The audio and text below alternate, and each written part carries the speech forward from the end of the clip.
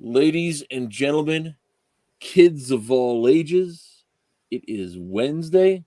It is time for another episode of the Mattriarchy.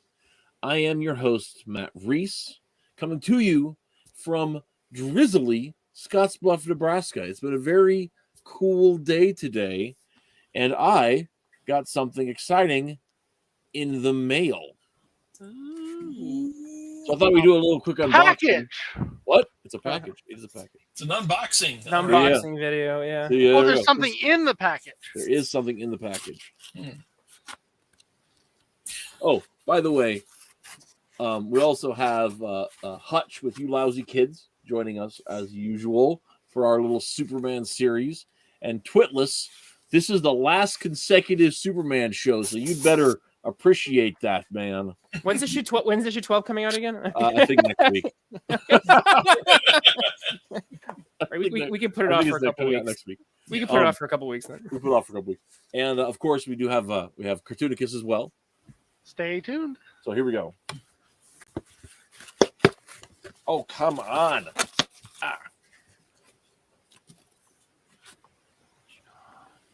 This Ground Cry by Joy Waller, who also is occasionally known in the chat as Evie. Oh. Yeah, this is her comic. So. Oh, cool. Yeah. It is it's available on blurb.com. I meant to put a link in the description because she's given us so much art through the years, but I hadn't gotten that far yet. That's awesome. I will probably, and it's just it's a little comic. I mean, So here is the Manhunter Volume 1 trade that I'm going to be doing a review on this weekend, and here is is it like manga size then? It's a little bit bigger than manga size. Okay. Let's see if I can get a manga I've got. I thought I had one up here, but anyway, it's slightly smaller. It's 6x9 is the actual ratio of the book, but it is full 22 pages of Evie's art and commentary. Actually, I read the work in progress on her Discord, so I knew what I was getting into. Super happy about it. So I want to give her a little publicity at the top of the show. Neat. Yeah. So normal people, guys, the guys that tune into this show don't just read comics; they make them too. So, Neat. So, hey, Fly Fox Pro has joined us for the time. We are here to discuss Superman issue 11 from the Dawn of the DCU, Dawn of DC. Quick thoughts. What do we think? We just got done with a one issue flash to the past that brings us back to the current time. What do we think about that? First of all, that element where we were only there in the past for 22 pages. 22 pages. I'm going to let others go first. I forgot something that I need for this. Oh, I will okay. be right back. I'll let you talk, and I might miss something, but I'll be right back. Oh, okay. So I'm fine with Blast to the Past lasting a single issue. In fact, I think sometimes the best way to do those types of stories is to do it that way. I think that in some cases, when we've had stories that we complain about a lot, it's because that time travel story lasted for so long and made such a mess of things. Whereas old DC and Marvel for years had been like, I think it's the first appearance of Doctor Doom. The Fantastic Four go back to the past for an episode and come right back, and it's fine as long as you dip your toe in the past, you come back, and you don't really, think about it too hard. So essentially, the episode that we had with Superman was just that. It was one and done. Go to the past. Don't think about it too hard. Here's Terra Man. That doesn't really bug me too much. My one commentary on that idea is I think in the past of comics that was done more commonly because each issue sort of stood by itself, and there may have been an accidental meta narrative that was dropped there, but it still was one and done. And so I think that was, since that was the way it was done, that was kind of the expectation that the framework you're in, you're not necessarily going to spend 6 months in the King Arthur's court because next month there's a new monster of the month or whatever. Mm-hmm. So, but that being said, I mean, I can definitely see where you're coming from with that. What about you, Cartoonicus? What did you think about the interlude in time travel? Well, I hate time travel, and I made no mystery last week of how I felt about seeing Superman in a cowboy hat. So I am perfectly happy to get back to roughly what we were in. However, something odd happened because they must have messed with the past enough to create some kind of time anomaly where we've come back into an art style with this strange, exaggerated situation that we end up in this horrifying alternate nightmare universe where every character is secretly Bruce Campbell. Do you think that they have too big of chins? Is that what you're saying? I think Cartoonicus was not the biggest fan of David Baldione, and I don't know if I'd go as far as what he's saying. I was not a huge fan of Baldione, although I have more. I think there's some nuance because when you compare him to Redondo, there's some trade-offs you get with each. All I'm saying is, now that I've brought it up, you won't be able to unsee it. I don't see Bruce Campbell. I do see. There is something going on with how he draws faces, though. I just don't think it's Bruce. Yeah, there's some big long chin just on that doctor in the very first panel. There's a long chin, but it's not a Bruce Campbell chin. But there's definitely Look at the something. eyes. Look at the eyes, everybody. As for Anyway. what about me? My reaction on seeing this is, I was right. I always says I said that Lex Luthor armor was female with wider female hips, and I nailed it. I was right. Well, I'd read ahead at that point, and so when you said that, I bit my tongue. I wanted you to have this. Okay, so we cannot chalk this one up to them watching our live stream and doing everything we talked about. Certainly not. No, this story would have been written 6 months ago. So yeah. By the way, I do want to. Unless Williamson has his own time machine and he went forward in time to see our video. Like I said, I knew this was a good idea. Yeah. Like I said, there's one more issue coming. If I see a character named Mary Sue, I am calling them out on this. Right. I want to point this out. This is what Williamson has coming out in March. Oh my gosh. And this is just from DC. I think he also is doing some G.I. Joe. So one thing I want to point out, Fly Fox Pro says, I like Superman. We are in the right place. But I do want to point out, there's the Duke story. Okay, so there's his some of his G.I. Joe. But I do want to point out that it looks like he's got 1, 2, 3, 4. He's got like at least 5 issues coming out this month. And like it's possible. I think this would be everything because there's the G.I. Joe stuff. But that's anyway. So I think some of the comments that we've made about what Williamson's writing, he's definitely got some strengths and weaknesses.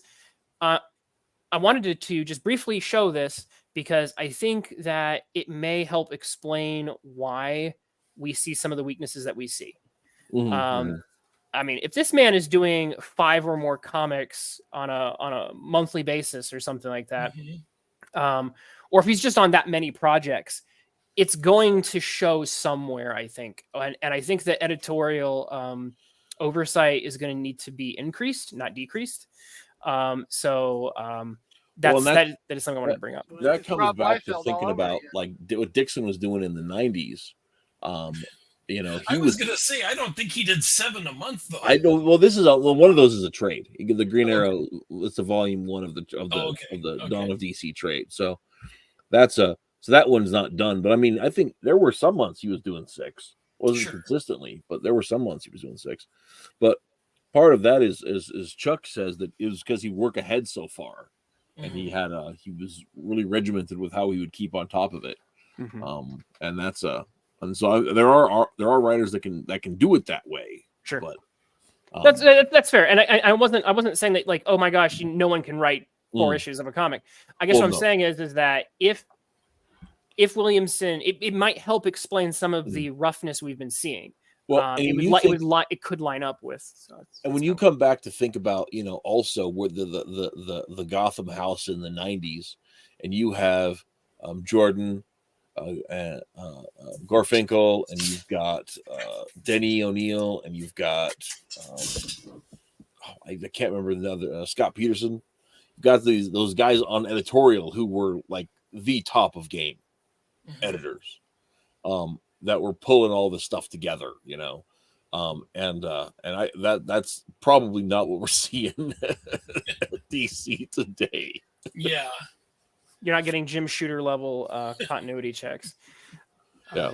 But speaking of, again, we're also dealing with this is something that we touched on last week, which is the fact that we're dealing with the Omniverse, I think is the actual formal term that's being used. I remembered that this morning.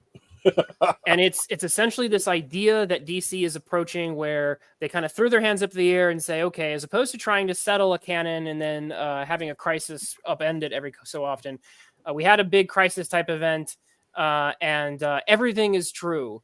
It's all true all at the same time. It doesn't matter if it conflicts with each other. We're going to leave it to the individual writers to try and reconcile it and let people's, I guess, headcanons reconcile the rest. Yeah. It is a bold move. I'm undecided actually about how I feel about it. I have mixed feelings on it. But that's kind of the situation that we're in continuity wise. And it actually comes up in this very issue. So I'm not just blowing smoke.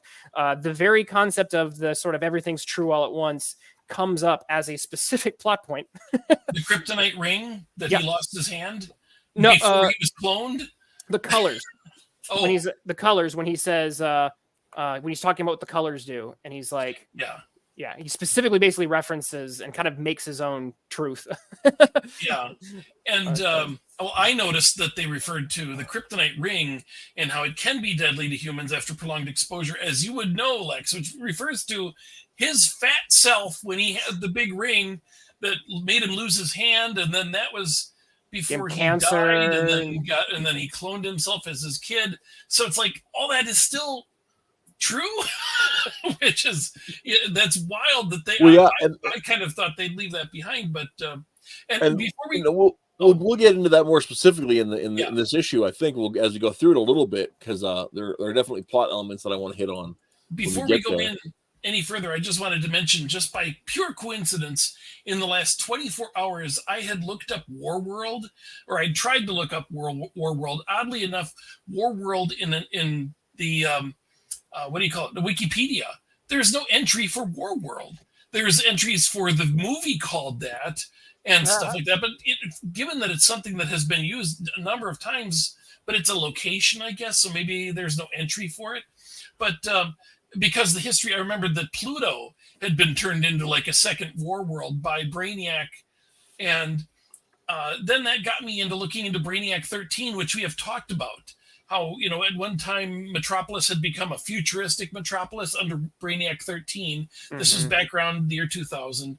And specifically, Brainiac took advantage of all of the things that LexCorp had done to prepare for Y2K and put some Brainiac code in there that everybody's computers became part of Brainiac, and he upgraded himself to B13.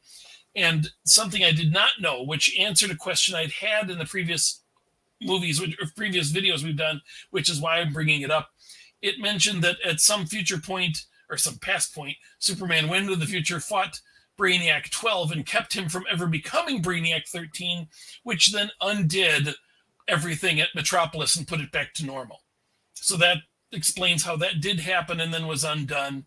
And something I barely remembered is that during the whole Brainiac 13 thing, that's when Lena Luthor was first introduced as a baby, and Lex gave her to Brainiac as an exchange. Like, he handed over his own kid as a payment for getting cooperation from Brainiac.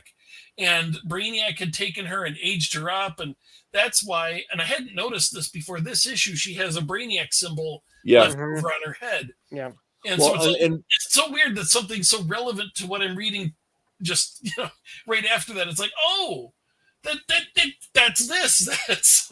Well, and I had noticed the Brainiac symbol on her forehead before, but in Mm. previous issues, she'd been specifically drawn leaning her head forward, so her short hair bangs are kind of covering it a little bit.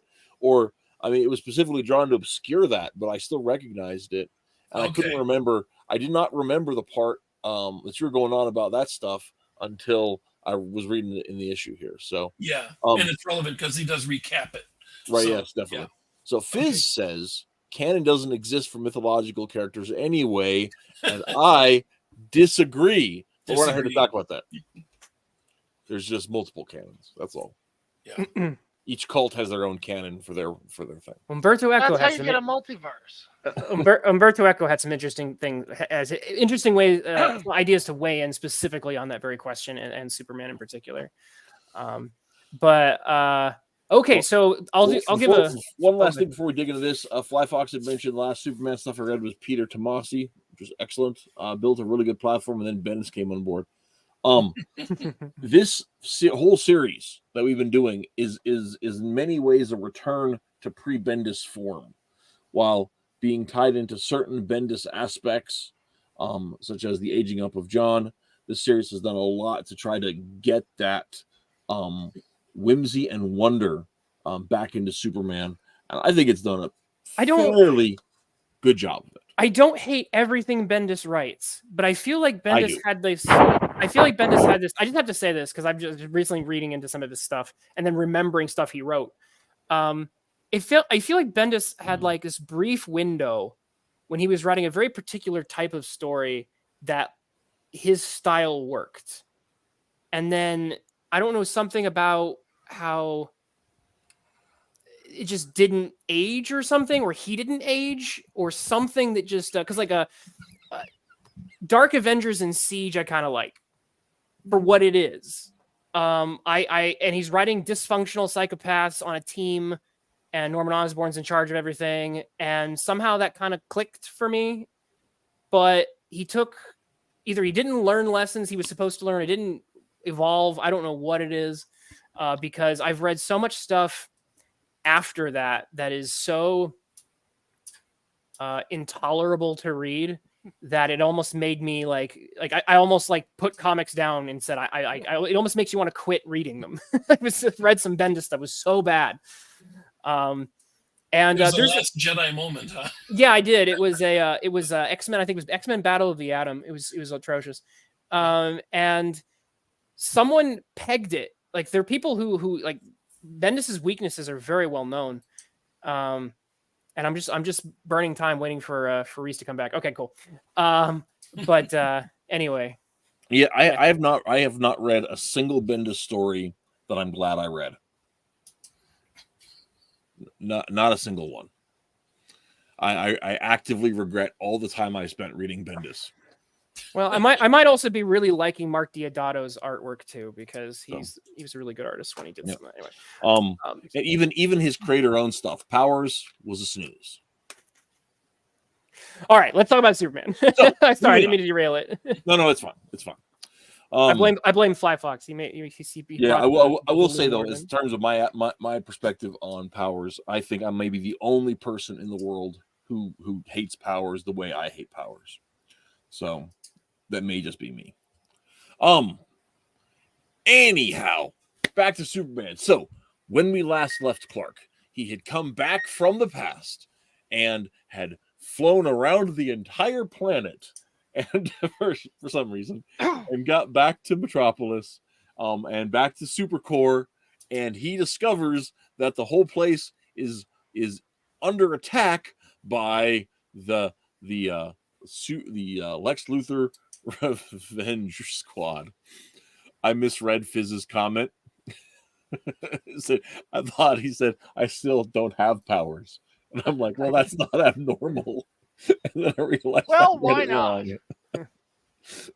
Sorry. Yeah, I'm a professional. This is legit. So, the Lex Luthor Revenge Squad, which, first of all, what do you guys think about that little concept? I think it's fine. I think it makes sense. I still have very little idea what Lex actually did to these guys outside of the chain guy? We know what he did to his mother. He basically like exiled her or Well, soft that's exiled revealed her. in the issue, I think. I don't know that was actually part of canon before. Either way, it's not a stretch. You've never seen she's not really a character. Suddenly she's here, and she kind of like, I think the past issue she alludes to the fact that she'd been kind of like she'd been sidelined. So that's enough for a Luthor to have a grudge. When we get to that, I have things I want to say about that. But moving on. So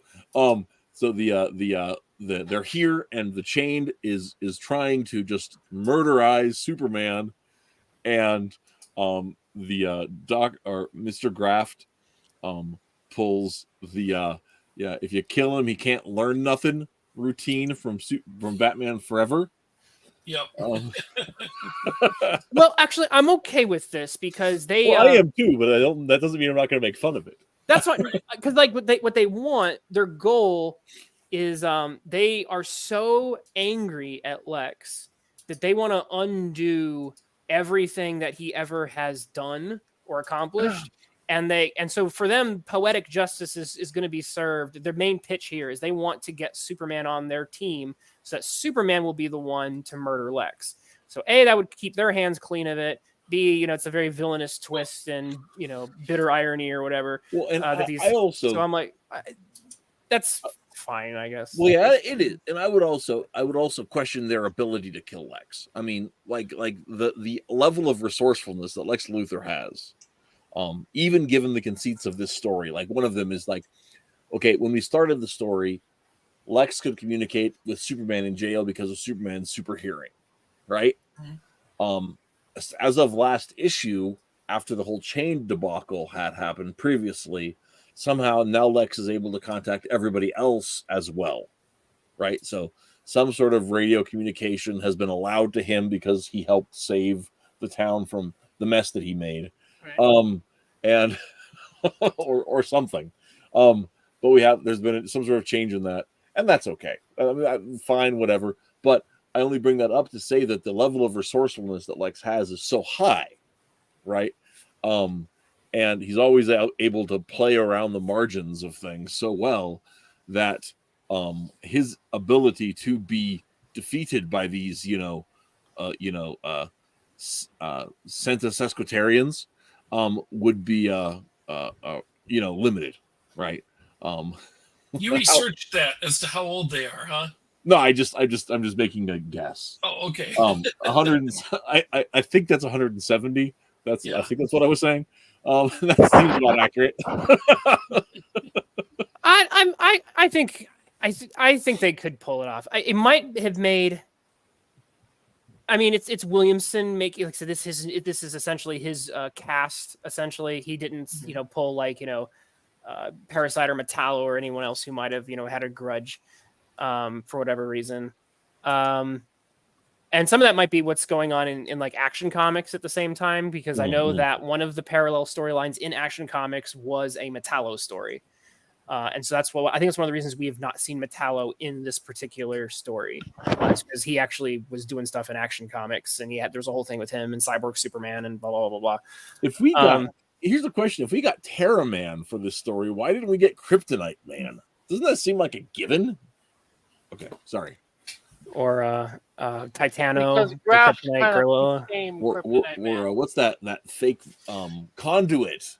Kenny Braverman, the fake Kryptonite Man. But we're talking people who have a problem with Lex, not Superman Revenge Squad, but Lex. Yeah. But the reason I might bring Conduit bring up, because now we have a Lex and a Superman that both have a Smallville backstory.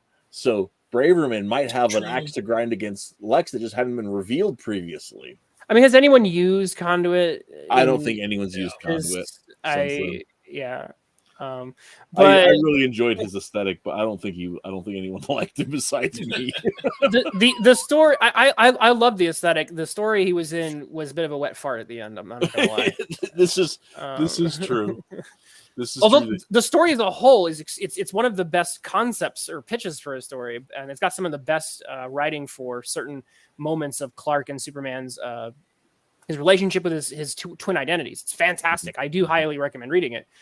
But the villain confrontation was really underwhelming. Yeah. Okay, back to what we got. So the basic pitch of the story here is the Lex Luthor Revenge Squad want to pull Superman to the dark side to kill his new friend Lex, or his new ally, Lex Luthor. That's what they want.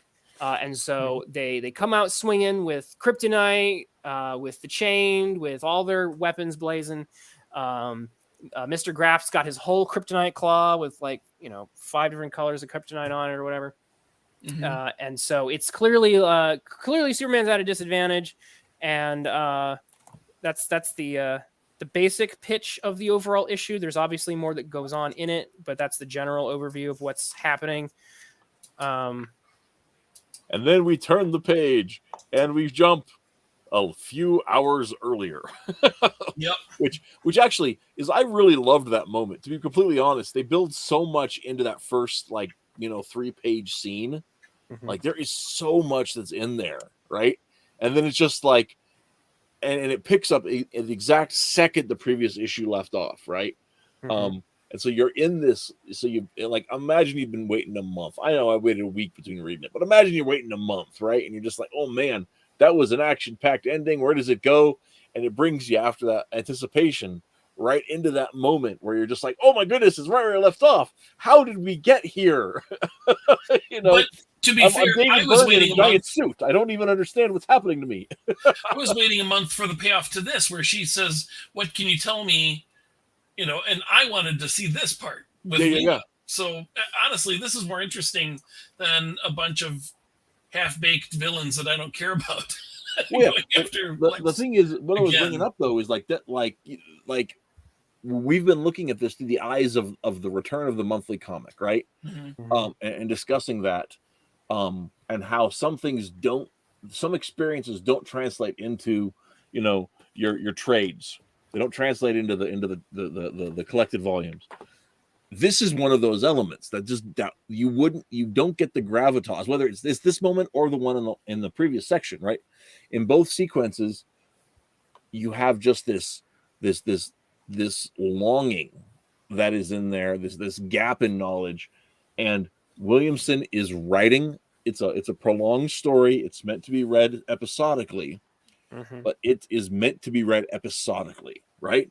It's comics. You see what I'm saying? It's like it's made for that kind of newsstand feel. That is, the beats on both sides of the story, both this scene with Lena and the last scene with the Revenge Squad, both of those things, the way they carry it on month to month, are specifically engineered. You're being drip fed the story. That's exactly. how. Yes. It's serialized. It's episodic and serial is kind of what you're. Yes. It's in a way, it's what you're kind of getting at. Yep. So no, that's classic comics, which is fine. But that's going to lead to some pros and cons, obviously. Mm-hmm. So the other, obviously, we got to get to Hutch's big victory lap, which is the fact that it's 11 pages before we're back to the present again. Yeah. When we do jump back, we get to see old Grandma Iron Man. Which, can I say, again, whatever happened to the cartooning here, she has grown about 6 inches of hair and lost about 20 years from what we last saw. This is just what happens. She looks like she could be Lex's wife. This is what happens when you switch artists. You should see what happens when you switch from John Romita to Greg Land. Characters will look 20 to 30 years different. And the real weird thing is she had so much green on her. She reminded me of Rogue from X-Men. All right. So anyway, I want to go back a little bit to the Lex hologram, right? And Lena asks, "Who is Lena Luthor?" Right? Mm-hmm. And this gal, she's had part of her childhood, her history robbed for being aged up, right? And also the character hasn't really been touched since before the New 52. So we have this lore dump that explains everything, right? I mean, all of those highlights of that stuff of the Brainiac deal, of her whole position with that, and it takes place in like 2 pages. It's super efficient in the way they go through. It is. I had a little moment for just a second. I was like, "Are we going to do the whole girl bossy thing where girl boss 1 tells girl boss 2 just you go, girl, you're just the best?" But then, because of the twist that we get here, I'm like, well, at least these characters, if they're going to be, the fact that Lex's mom is kind of being spiteful, but she's written to be spiteful, and the fact that she's acknowledging that she's in fact being a bit spiteful kind of works for the whole, like, we're going to be girl boss and tell how we're smarter than Lex. Right. A lesser writer would have done this and just like made it not a spite move, but Williamson actually acknowledges that they're actually being spiteful, and they have a reason because Lex is a jerk.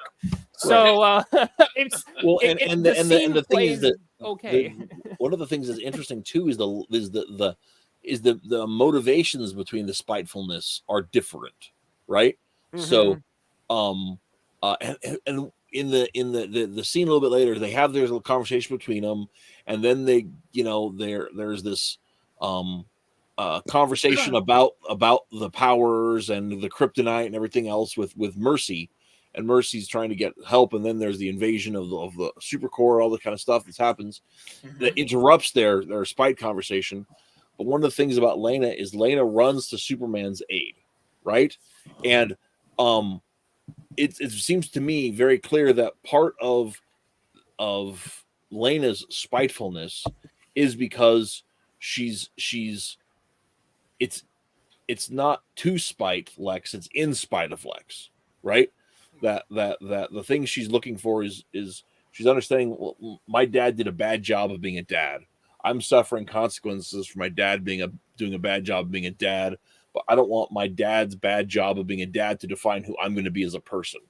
Right. Lena Luthor is going to define, herself by the things she thinks are good and right. And I'm figuring that out.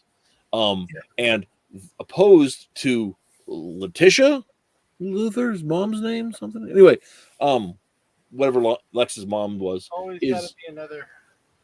Gotta be no, yeah. Yeah, there's Lionel and Letitia and Lex and Lena and the Contessa. Anyway, but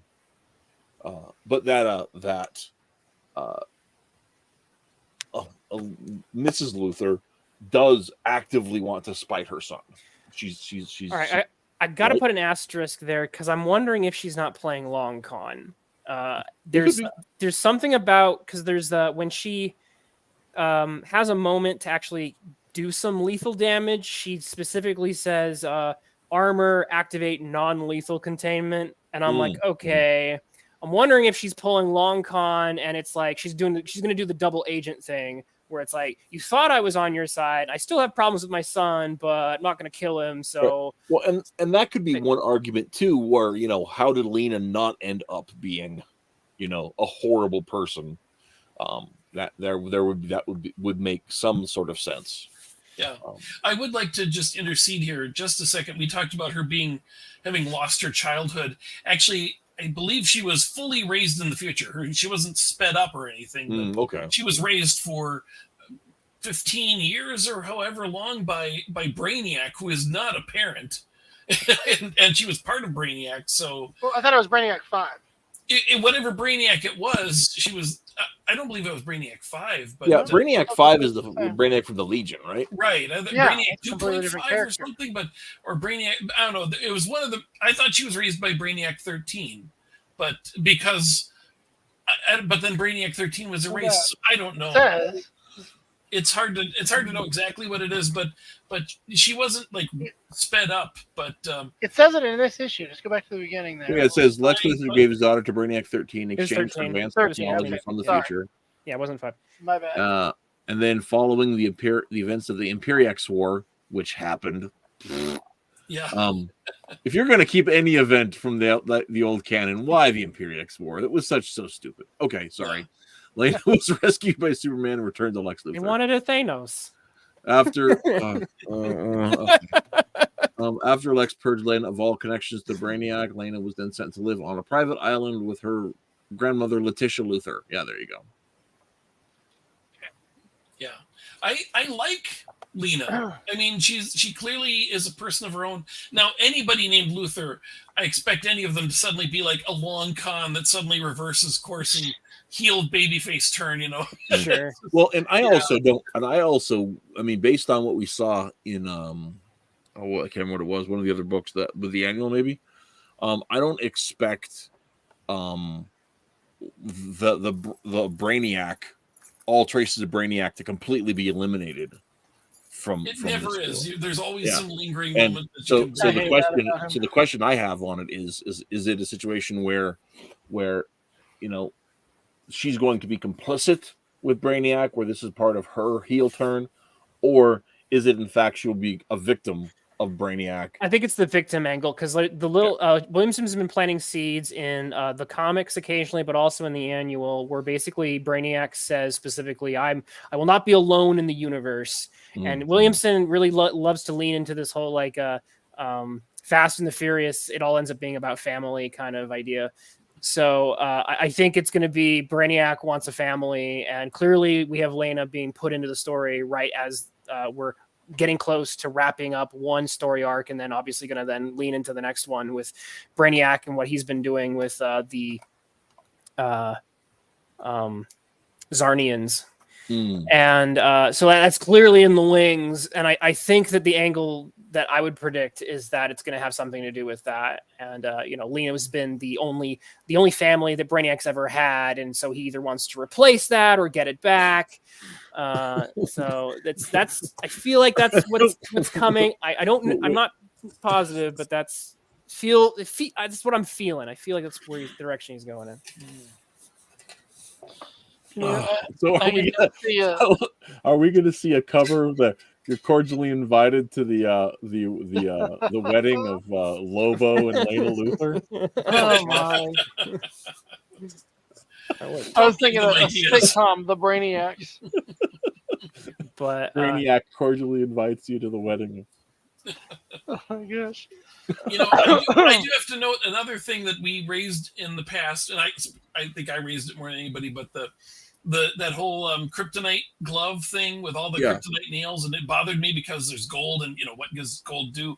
Well, it's mentioned in this one that this is all artificial kryptonite. Yeah. And thus it's not actually having the effects of real kryptonite, and so and then they say that the red one can make him mad, and then it actually does that. Now that kind of goes against it's variable, you know. This person has toyed with it so much that to get the specific effect they want, I can kind of believe it. It's also a wink. It's also a wink at the. Oh, go ahead, Cartoonicus. I was gonna say I am a Smallville fan. I mainly know red kryptonite to just mess with Superman's mind. So the thing is that this is where where Williamson does a wink to the Omniverse. Essentially, he says, "I did my research." And once upon a time, literally once upon a time in the DC canon, it made you angry. And this is the idea that if it's all true, right? So the author Williamson is distinctly applying that type of writer logic that the Omniverse initiative or framework allows him to leverage here. And so there was a version of red kryptonite that made you mad. That's the version that I have synthesized here, essentially. What I don't like is that making Superman angry doesn't immediately get him on your side doing what you want. Well, I'm surprised that the very next thing he does is grab Lex out of prison, because these people are torturing him. If you make him angry, what's to say it isn't making him angry at you? And that comes into play. That's kind of the spoilers. That's exactly the Is it spoilers? It's only a page later. But that's plot point. But no, to go back to the previous scene, before the ne'er-do-wells show up, when Mercy has called Lena up to help her out with stuff, and Lex is communicating from jail and the whole business. This line that Lena says, kryptonite is already super rare and the other colors are almost impossible to find. How did they get their hands on them? Which is wonderful, wonderful exposition. It makes sense in the conversation. It explains to new readers what's going on. Just the craft of monthly comics. I keep pointing this out. I love this issue for doing all of those things. Right? Mm-hmm. Yeah. It's got notes from the editor to say, "Oh, go back and read this issue." Mm-hmm. It's got explanations about things that you might not understand. It says, all of the things that we've been saying. Man, modern comics need X, and modern comics need Y, and it's why it's so easy. There you go. It's why it's so easy for cartoonists to say, "Oh, I wonder is Williamson reading our mail? What's going on here?" But it's returning to some of those things, and it's not just nostalgia that I like him. It's because it makes it a better experience. You can if you can read it in, and it's not cumbersome and it's not awkward, and you get all the bits you need out of it. But if you're picking it up monthly from the shop and you miss a month because you're short on cash, you're not left in the dark.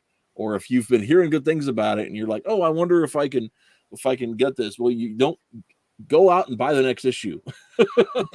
If it's got Williamson's name on it, I believe, based on my experience, that he's going to fill you in on what you need. And then you can go buy the back issues when you got that scratch. Right? So before we continue, I do want to say, I want to say a couple of words. We've alluded to it here for a moment, but I'm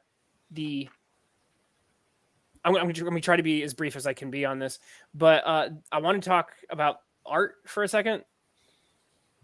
And I want to ask somebody who is an artist in the industry this question specifically, but I've been doing some research into the why we don't get artists doing full runs like they used to. I think Mark Bagley was one of the last ones who had like a really, really long run. He had like a long one on Ultimate Spider-Man. It was like 100 issues or something. But aside from that, a run for an artist is like 4 issues in a row. Hopefully, if maybe it's not 3, and then you get a fill in, and then he did another one after that. So when this series was initially pitched, we had Jamal Campbell doing it. Campbell there, see? And Campbell did a really good. I liked his art. It was a little softer than I would have liked, but it was good. And then we had, I think, a guy, Melnikov, I think, was it? And I kind of liked. I liked Melnikov's art. I was like, I could dig this if this is going to be the new artist. But then within, I think, 1 to 2 issues, it had jumped to, there was that oversized issue that had like 5 artists on it.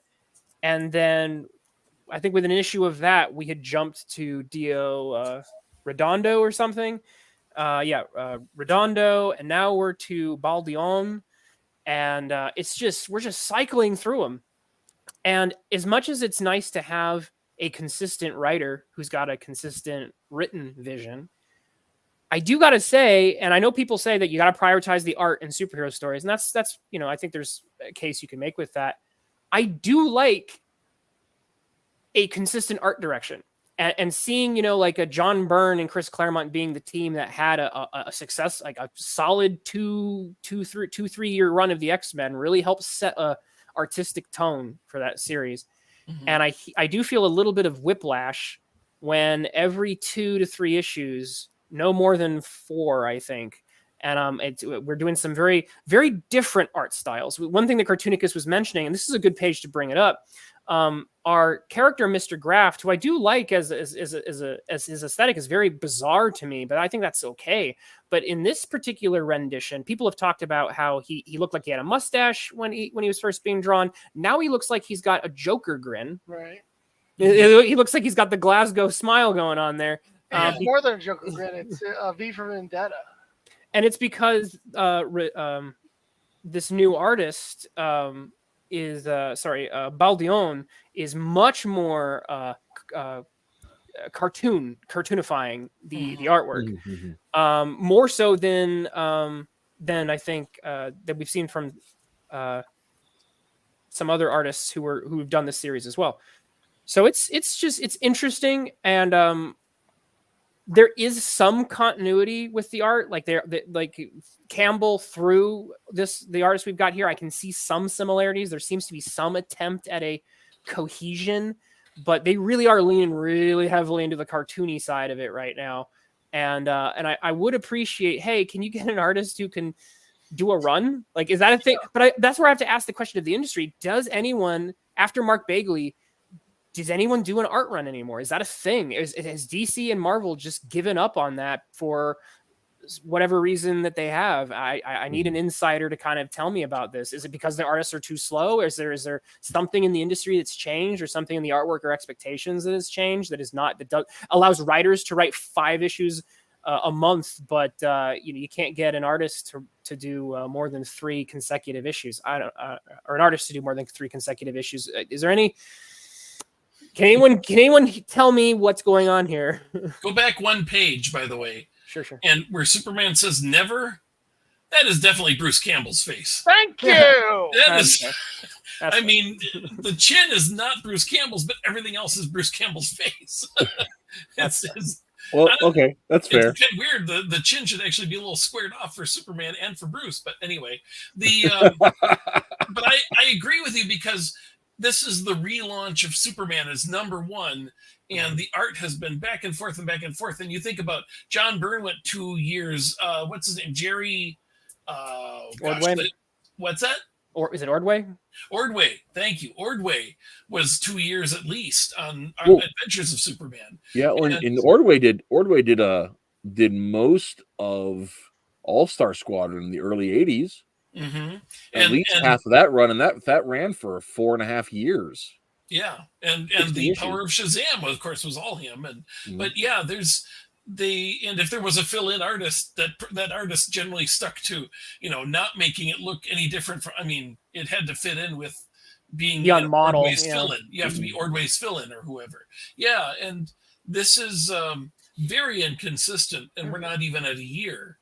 And but this is a trend that I see. I think we see. I don't think we just see this in this one series. I think this is something I think it's endemic industry wide at this point. Well, and it's been that way for at least 10 years. Like, and that's kind of and that's what I'm curious about. I recently went back on a tear through. I think I told you this off stream, but I went on a tear through reading a bunch of James Robinson's Justice League and Shade stories that were some of the stuff they pulled for the Stargirl TV show, and all of that stuff, all of his stuff jumped artists, not necessarily issue to issue, but within story arcs, where we would be, one person gets a 5-issue, say it's a 5-issue arc, or one person does, 1 and 2, somebody did 3 and 4, and back to the artist 1 for the finale, right? Yeah. And that's very standard to how things have been.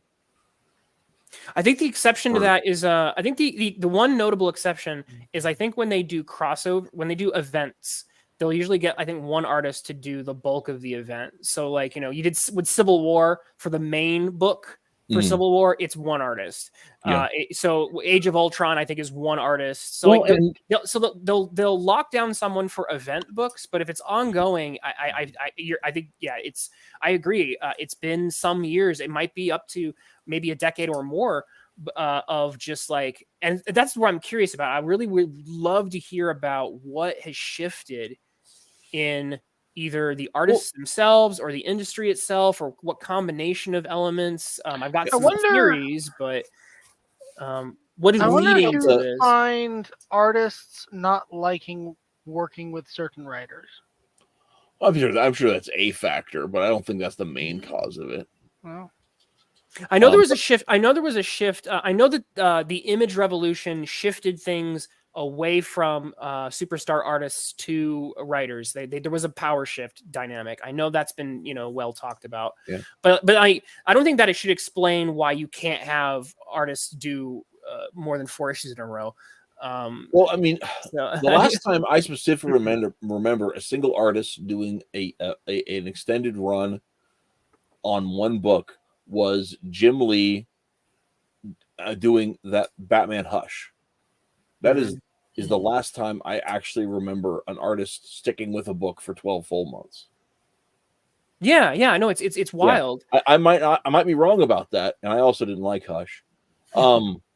But that's my recollection of that. Even if there is another one that we're not thinking of, the fact of the matter is there seems to have been, I think it's fair to say there is this shift in the industry, and that is something that causes an impact and a ripple effect.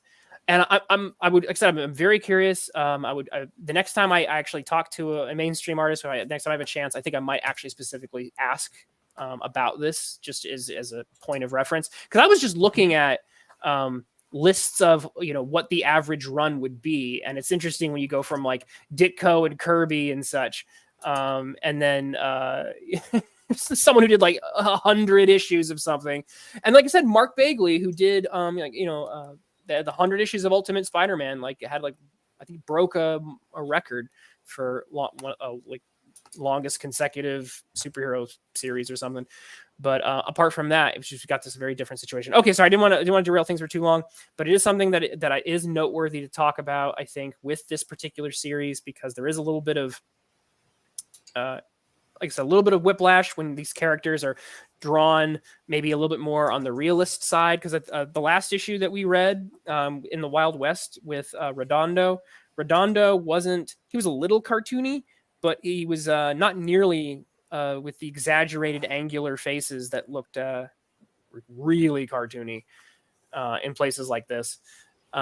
So yeah.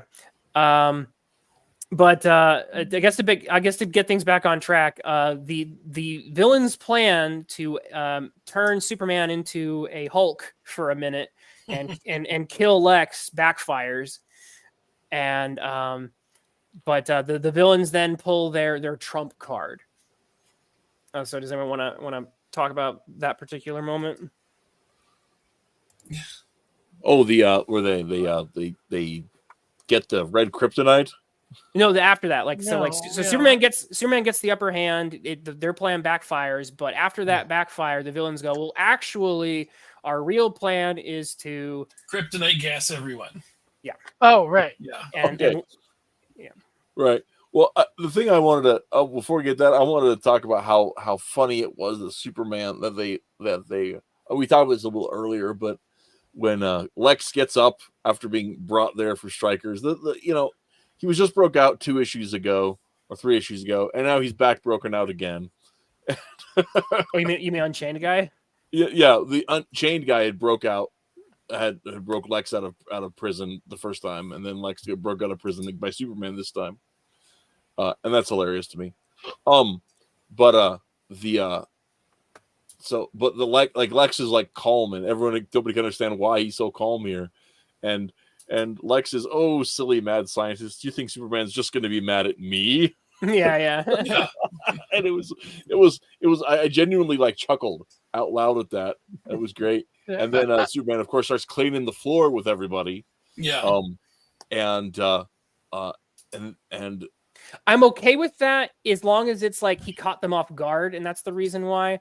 The fact that the Chained caused he was holding his own against him just a couple issues ago. So right. The fact that Superman gets rid of him so fast because he's angry, it's a trope. It's fine, and I'm willing. My headcanon of it is that he gave into the dark side.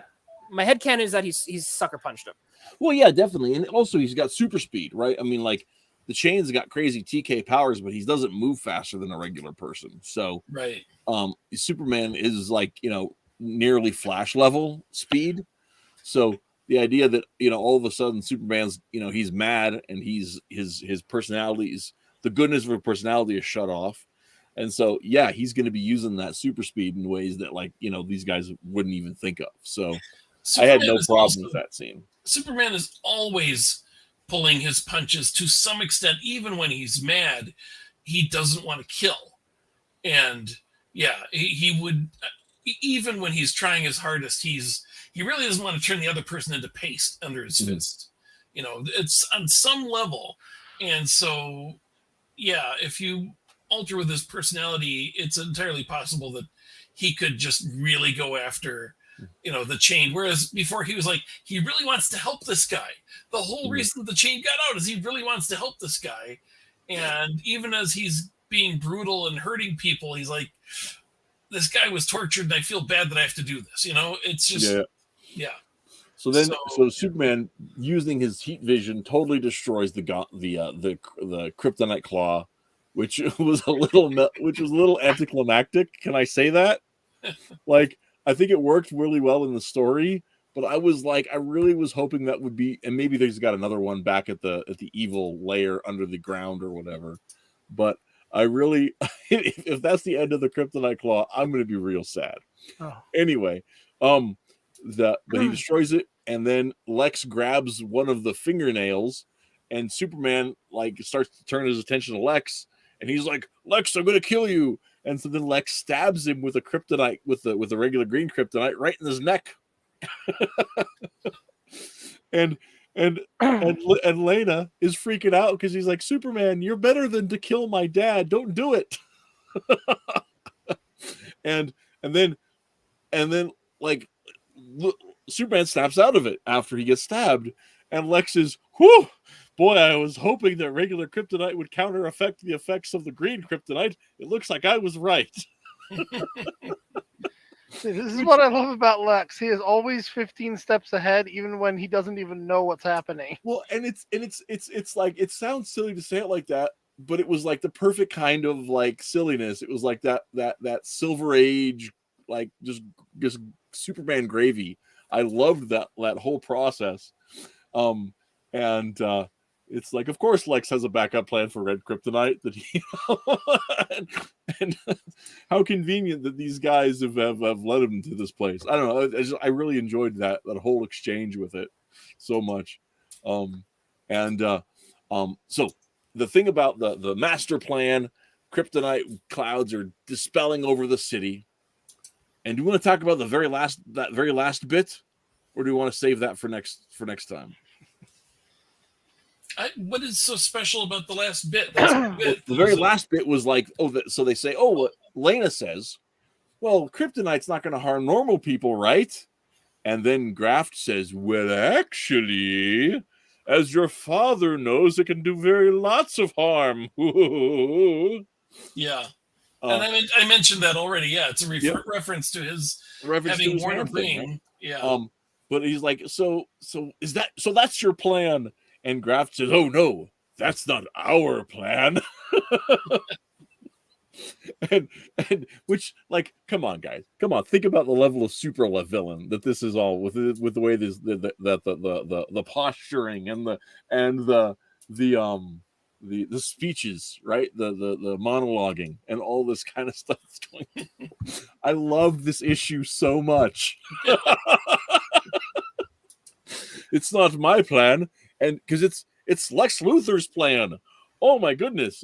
They have this thing where like young Lex has devised this plan or whatever, and they'll lead on to the next thing. But yeah, I loved it. I have to say, I really like this issue for all the things that helped to resolve a lot of things I questioned. It answered a lot of questions where I've been probably the continuity nag, where it's like, I don't know what's going on with Lex. I don't know what his past is anymore. And this really helped to say, yes, this happened, the Lena thing with B13 happened, his being president apparently still happened, his being a guy who was a big mogul who lost his fist to kryptonite ring, that happened. All of these things happened, so they're not wiped out, despite a rebirth and a new 52 and all that sort of stuff that's still on board. So yeah, it's helped me to straighten out a lot of things, and it's been fun. This issue was a fun issue, even though I really don't like Farm and Graft, but I like the progress that it's made here. I like Lena and what's happening with her, that she seems to have a good soul despite being, Lex Luthor's daughter. And by the way, I also got my answer as to Mercy's fist. She turned it into a robot fist right before she gets knocked unconscious. I was like, there we go. I got my answer. Super effective. Mercy, super effective robot fist. Yeah. Yeah, Okay. Yeah. She was a hero for 1 second. yeah. I did. I've really enjoyed this issue. It might be my favorite of the series. Mm-hmm. I don't know that there was anything in this issue that I was just like cringed and like I couldn't believe it. Even the slightly cringy stuff was all stuff that like harkened back to uh like earlier parts in comics, and they weren't like, I don't know. I this might be my favorite issue so far. Right on. I think the only thing I think it's a solid entry. I don't know if it is. I don't know if I liked it as much as I've liked some of the others. So I do have my reservations. And I think I'm trying to parse together because I'm not. It's not like I like hated it or anything. But I did. I think I was. This issue made me a little concerned about how they're going to land the plane. Well, remember, and Superman brought back something in a big case last issue, and we still don't know what it is. well, no, that's not. Sorry, I guess that's not what I meant.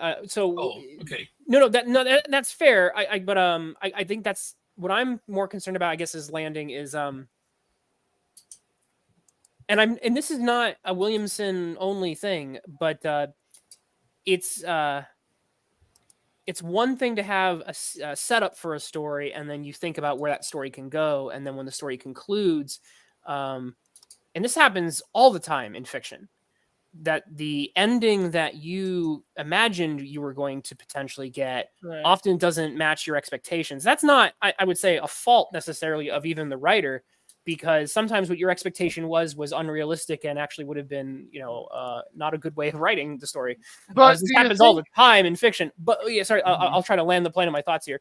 But so I will say that I was just slightly let down, and what made me a little concerned was how easily Superman like just cleaned house in just like a page or so of these villains that had been built up for 10 issues or so. So now they clearly were able to kind of, bounce back with their plan, their plot, which is cool. But there was a little part of me that would have liked to have seen him have to fight a little harder for that win. And I think that some modern art, like I'm used to, we're fighting this villain. I'm trying to think of somebody who would be a good. Mongol used to be a good bar for if you were going to fight Mongol, you weren't going to KO him in a page and a half. He was too tough. I think they've started to kind of dial back on that. I think Mongol is starting to become more of a jobber, to use the wrestling parlance. But there was a time where he wasn't a jobber. You couldn't just job him. And so it was like I said, so I'm just a little let down. Neron did. I'm sorry? Neron killed Mongol. He was like, that was the whole point, was Mongol was like, I'm not going to be, and Neron in Underworld Unleashed just kills him, breaks his neck, says, okay, done with Mongol. And then they had to bring back like Mongol's sister and then his son or something like that. So It's like, yeah. But I get what you're saying. Mongol's supposed to be a huge menace that takes a lot to defeat. Yes. Yeah. You're not supposed to job like a Mongol and Thanos, right? These are characters you're not typically supposed to job. If you could job them, it usually means you're like God level kind of a thing, right? So the reason I bring this up is that the setup for Farm and Graft was that they're like, ooh, they're really something. And then we had a setup for the Chain, which was like, ooh, this guy's a toughen. And so to see them get cleaned so quickly. And I feel like this is one of the cases where take a page out of manga, realize that you shouldn't just resolve a fight in 2 panels. I feel like superheroes, like we want to see the fights. We want to see the fights. Superhero books are supposed to have the stories. That's all supposed to be there. But we're also here for some of those cool battles. So don't let me down on that either. So that's other than that, I think the issue definitely does some interesting stuff. We're still going on with the ongoing story. I'm still interested to see where it goes. But those are my concluding thoughts on it. Hopefully that wasn't a... Well, what I'll add to it, because I wasn't here from the very beginning with this, in some ways, I haven't gotten the hype for some of these. I don't know or care who Farm is. Graft has clearly been the evil genius this entire time, and he's got plenty of chances to do that. It was Chained, really, who gave Superman the biggest beating already. So for me, the idea that he's, suddenly hulking out in this moment here, getting to watch him just mop the floor with that same guy because it's under a special circumstance, I was totally okay with that. I'm actually very satisfied. It's like, oh, that felt good. Well, it didn't feel as good to me. I would have been okay if it had been like, oh, he's angry, so like he's Chained was definitely on the back foot and loses because of it. I'm totally fine with that. It was just like the fact that it's just like 1-2, you're out, and I'm just like, come on. I don't know. It's because of the setting, though, it felt good to me. But all right. It's okay. Difference of opinion. You're entitled to be wrong. I'm kidding. Yeah. I did like when he grabs the chain. The chain was like, "I told you I should have taken." Oh. He's like, "Oh no!" And it's like you suddenly remember this guy doesn't have anything besides telekinesis. His skin, if Superman punches him in the face, right, his face is gone. Here we go. It almost looks too brutal when he's thrown down and you see this boom. It's like, oh my gosh, did he turn him into a smear? Because really, there's nothing to protect him aside from the chains and his mental shield and all that. But if Superman gets through that, it's like, yeah, you're done. It's the same with Farm and Graft. I mean, if they weren't covered in kryptonite, they don't have anything really protecting them all that much. I mean, yeah, the one guy has a robo wheelchair that turns into a robot, but essentially, there's nothing to keep them.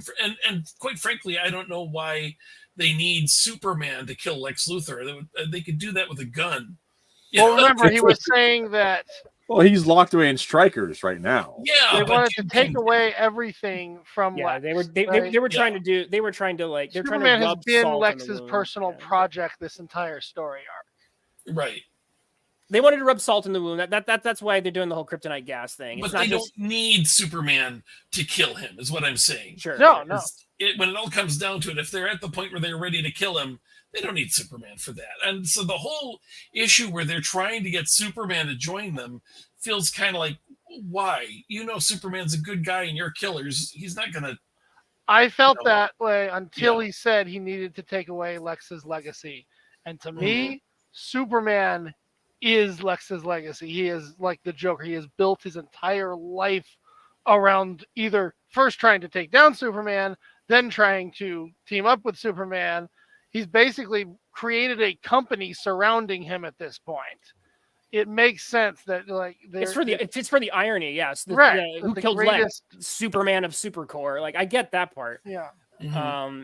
It's for practicality's sake, sure. You have way more to do there. You're right, and it's the only reason that I can accept that they overlooked something as obvious as you don't want an angry Superman on your hands. Right. Yeah, that I honestly that scene could have been written a little bit more intelligently, probably again with an editing pass, but we've covered that with Williamson. Yeah. But at the same time, I couldn't help love how easily, nice and smoothly Lex just took it. It's like, yeah, about that. That's fair. Lex is Lex gets in your head. That's the thing he does. So it's like he's that type. You can just hear his brain going like, "You idiots." No, it's a good hoisted by your own petard moment. That part's fine. Yeah, I really enjoyed it. I enjoyed the heck out of it. No, cool. I'm not going to feel sorry about it. I love it. There is one last thing. As we said, the last page kind of harkens back to when Lex Luthor was trying to be a good guy or something in his early years, which that has still given me a bit of a problem because I don't like that Lex ever tried to be a good guy, because then that makes his failure to understand why Superman does what he does, which is the bulk of his life. The Lex I know has always tried to be the good guy. He's always felt he was the good guy. That's his whole deal. It depends which version, because I've always said there's two Lexes. One I love, one I hate.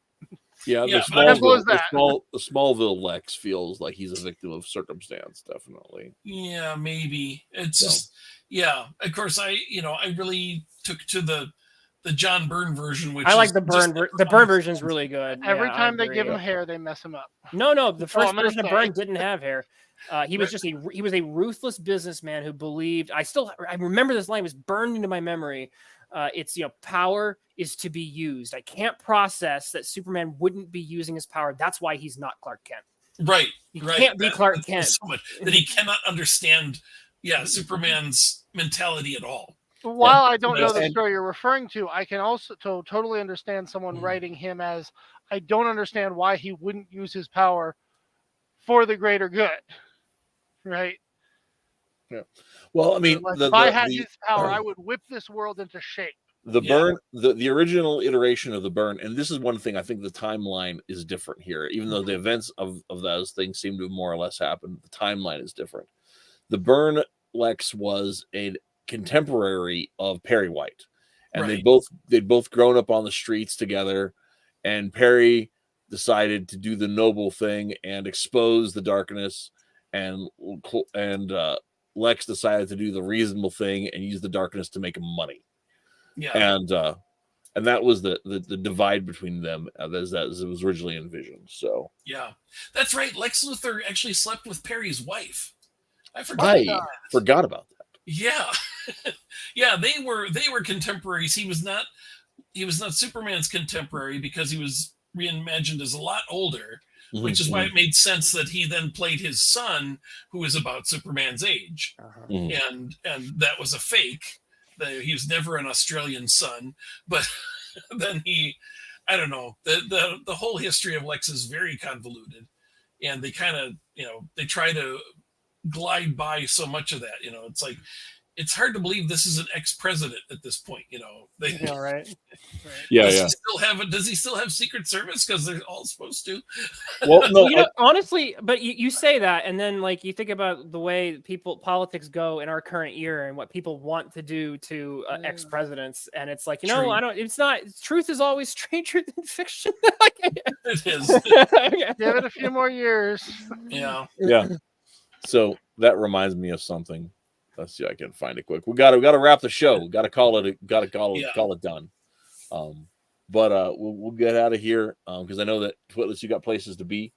And so let's try to respect it as much as we can. We'll call it there. Next week, we are back on talking about public domain characters in comic books, and specifically highlighting, I want everybody to read the Oz Wonderland War featuring Captain Carrot and the Amazing Zoo Crew.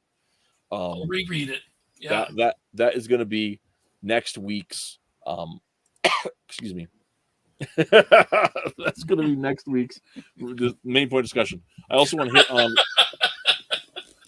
on League of Extraordinary Gentlemen, and I want to talk a little bit about Roy Thomas's use of PD characters in All-Star Squadron. That's the show. Next time here on the Mattriarchy. You all have a good night and get out there and read some comics. Bye. Bye.